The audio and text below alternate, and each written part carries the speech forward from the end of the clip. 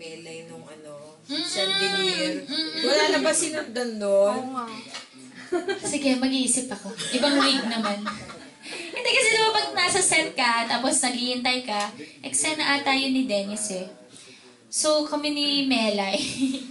Baliw-baliwan. Oo, nagbaliw-baliwan. Minsan naman, di ba? Ikaw daw ang dub smash queen. May sarili ako, dub mudge. Ayun. Dub smudge. Kasi ikaw yung most sa sa yung kay, yung Sabado program. Mark Logan. Oo, ikaw yung Hindi naman eh, gumagawa ako ng sarili kong version. Oo nga eh. Dub smudge. Actually, sa'yo ko una nakita. But Taylor Swift, ha? Oo, sa'yo ko una nakita bago pa yung Kaya dapat nga bayaran nila ako. True! Akala mo ikaw talaga ang kumanda. Hindi, sa'yo galing yun Sa'yo galing. Pero sa kanya ko una nakita.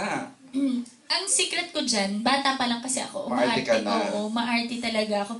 Yung sa may electric fan, tinututukan ko yung Lahat naman tayo dumaan yata. Oo, ultimo yung kumakanta ka sa yung sa tapat ng electric Para fan, tapos maganda parang boses robot mo. yung yung boses mo, right? Tapos yung dinidilaan Yun, at saka yun nga, meron pa akong refrigerator, tapos didikit yung dila. ay, hindi na ako babot doon. Wala akong rest nung bata.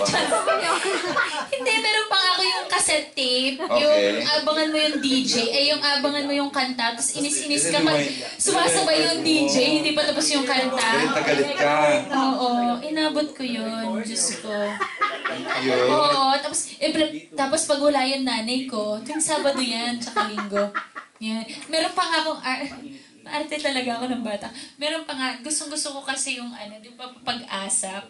Yung pag may nagbo-birthday, tapos yung parang nasusurprise pag kinakanta. Kung sino yung Patingin sa likod. may ganyan ako. Bata ako, kukunin ko yung stool namin, tapos kanta-kanta ako. Tapos biglang ko hindi ko na part, tapos may lalo. Mga ganyan ako! Sure. Kaya nga nung 9 ka pa lang ng mga 9, ganyan. alam niyo ba, hanggang ngayon, pangarap ko yun. Bakit? Na may Kasi surprise sa'yo. pag nagbo-birthday prod ako sa ASAP, wala akong ginawa kundi yumugyug. Sumayaw ng sumayaw. Never ko man lang na-experience yung kumakanta ako. Tapos biglang may darating, ay, yung ganyan. Totoo, laging gano'n na parang... Isa yun sa pangarap ko. Diyos ko, 12 years na ako sa... Now that you're a singer, pwede na mangyari.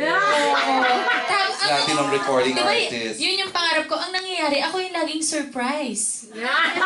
Ako yung laging may, Oo, yung kumakanta, isa sa mga girls kakantahan. Yung ganyan. Marching dancing na yan, where'd you learn that? Yung sobrang galing sa dance floor. Saan mo natutunan? Kasi, bata pa lang din kasi ako, nanonood na talaga ako ng sayaw-sayaw. Okay. Tapos yung mami ko rin kasi, oo, sayaw-sayaw. Bata pa lang talaga ako, sumasayaw na ako. Kinder pa lang, ayun, umi-eksena na ako sa mga program sa school. Yan. Yun. Wala man akong honor, pero best in dance club. Gusto kayo.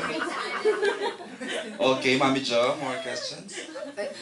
So, tawang-tawa, naalala ko yun, tawang-tawa yung mama ko. Dahil? Graduation day. Punta ka. Best in dance club pala. Okay. Sabi niya yun na yun. Okay. Kala niya academic. Hanggang top 10 lang ako, hindi ako makapasok sa Okay.